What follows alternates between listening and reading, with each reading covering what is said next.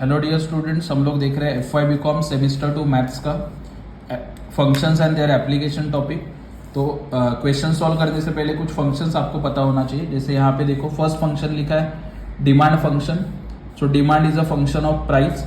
Everybody knows price is a function of demand, क्योंकि demand जो है प्राइस के ऊपर डिपेंड करता है। तो लिखने का तरीका है D is equal to F of P।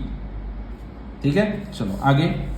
Total revenue function बोला है, रेवेन्यू मतलब कितना पैसा मिला। ओके, तो R रेवेन्यू को कैसे डिफाइन करोगे? R is equal to P into D. P for price and D for demand. Price को डिमांड से मल्टीप्लाई करोगे, यू विल गेट रेवेन्यू। अगला average revenue function. Average revenue that is AR कैसे मिलेगा? Total revenue divide by demand. Total revenue है R, demand है D, so R divide by D। So R upon D करोगे, क्या मिलेगा आपको? Price ही मिलेगा। So AR is equal to P, ऐसे ये शॉर्टकट में लिखा है। ओके, तो इंपॉर्टेंट फंक्शन से ध्यान में रखना, this function is important. Formula लिख के लेना प्लीज, ये भी इंपॉर्टेंट है, एवरेज रेवेन्यू। ठीक है, उसके बाद टोटल कॉस्ट फंक्शन दिया है, कॉस्ट को कैसे लिखोगे? C। उसके बाद एवरेज कॉस्ट। एवरेज कॉस्ट कैसे मिलेगा? Average cost is equal to C divide by X।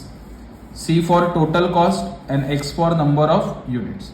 Total cost को नंबर ऑफ यूनिट से डिवाइड करोगे, you will get average cost. ठीक है, सो जिसको मैं टिक कर रहा हूं, this one is important, this one is important and this average cost is important. Last में मैंने लिखा है profit function. Profit very easy, revenue minus cost. Revenue मतलब इनकम, कॉस्ट माइनस करोगे, you will gate profit. Conditions लिखा है, अगर आपका रेवेन्यू कॉस्ट से ज्यादा है तो प्रॉफिट होगा, रेवेन्यू से ज्यादा कॉस्ट है तो लॉस होगा, रेवेन्यू और कॉस्ट दोनों बराबर है तो no profit no loss.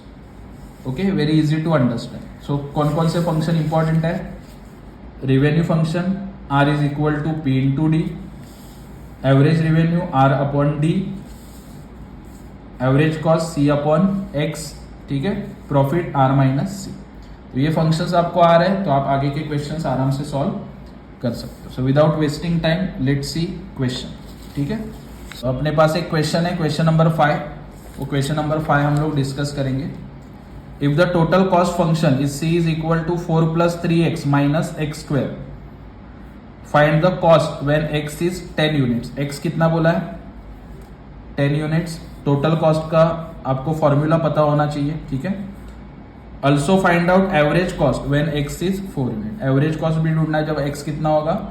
4 unit. चलो क्विकली ढूंढते हैं। जैसे यहाँ पे लिखा है when x is equal to 10 units. x का वैल्यू बोला है 10, बराबर। तो अपने को इक्वेशन दिया उसने, c is equal to 4 plus 3x minus x square. So c is equal to 4 plus 3 into x का वैल्यू कितना आएगा? 10, फिर से 10 का स्क्वायर। 4 प्लस 3 10 30 प्लस 10 का स्क्वायर कितना आएगा? 100। सो 4 प्लस 30 प्लस 100 कितना आएगा? 134। तो आपको ये C मिल गया। ठीक है, अभी AC एवरेज कॉस्ट। ओके, अगर आपको याद होगा इंट्रोडक्शन में मैंने बताया था एवरेज कॉस्ट कैसे निकालोगे। Average cost is equal to C upon X when X is equal to x is equal to 4 units. तो C is equal to 4 plus 3x plus x square.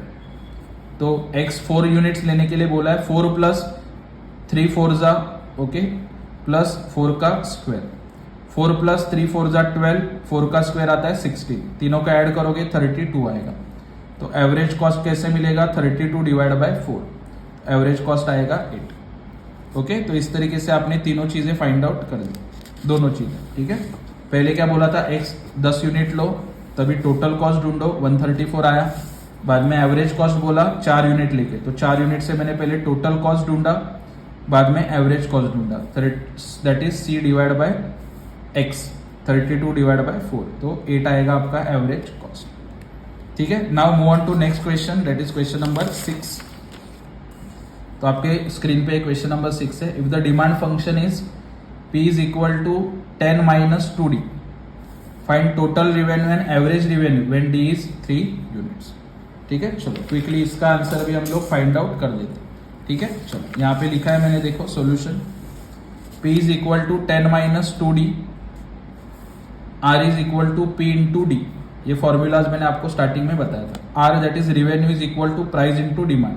तो प्राइस पता है अपने को 10 माइनस 2D इंटू डी, तो इसको थोड़ा solve किया, डी को 10 से मल्टीप्लाई किया 10D, और 2D इंटू डी क्या आएगा 2D स्क्वायर।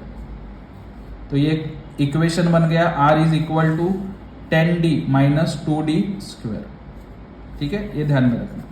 अभी एवरेज रिवेन्यू का फॉर्मूला आपको पता है, average revenue is equal to R upon D, ये भी मैंने बताया आपको स्टार्टिंग में। तो R का वैल्यू कितना है 10D माइनस 2D स्क्वायर, यहाँ पे रिप्लेस कर दिया, डिवाइड बाय डी आया। अगले स्टेप में D दोनों में से कॉमन निकाला, तो 10 में से D गया तो 10 बचेगा, D स्क्वायर में से D चला गया माइनस 2D आएगा, नीचे D, बाद में D कैंसिल, तो average revenue is equal to 10 minus 2D। So when D is equal to 3, अभी D का वैल्यू दिया ना अपने को 3, तो R is equal to 10D minus 2D का स्क्वायर।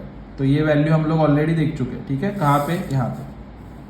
ठीक है, तो यहाँ पे रिप्लेस कर दिया, R equal to 10 into D का वैल्यू कितना है 3, माइनस 2 इंटू डी कितना है 3 का स्क्वायर। सो 10 इंटू 3 30, माइनस 3 का स्क्वायर आता है 9, सो 2 इंटू 9 18, 30 में से 18 गया कितना आएगा 12। So this is your revenue. So average revenue कैसे मिलेगा, R upon D.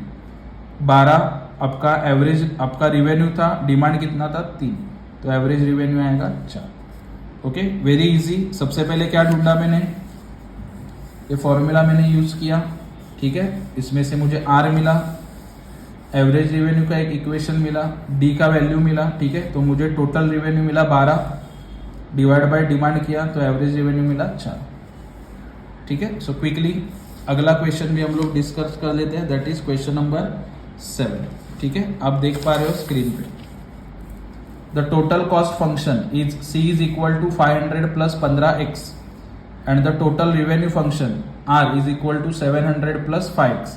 Find the point at which there will be no profit no loss. जहां पे प्रॉफिट भी नहीं होता, लॉस भी नहीं होता, नो प्रॉफिट नो लॉस, उसको बोलते हैं ब्रेक इवन पॉइंट। और ब्रेक इवन पॉइंट में क्या होता है, C is equal to R, जो मैंने आपको इंट्रोडक्शन में बताया था, नो प्रॉफिट नो लॉस।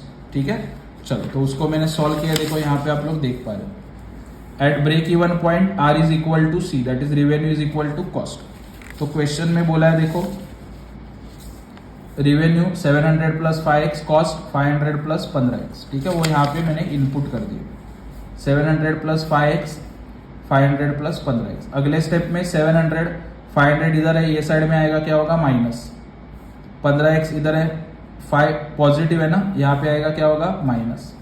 700 में से 500 गया, बचा कितना 200, 15 में से 5 गया कितना आएगा 10x।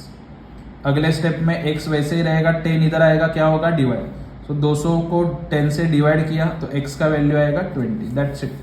इतना सा लिखने के आपको अगर 5 मार्क्स मिल रहे तो अच्छी बात है। ठीक है, तो इस तरीके से हम लोग फंक्शंस के क्वेश्चन डिस्कस कर चुके हैं। Please share this videos with your friends and keep following and keep supporting Bhagwesar's Jnandeep Commerce classes. Thank you so much.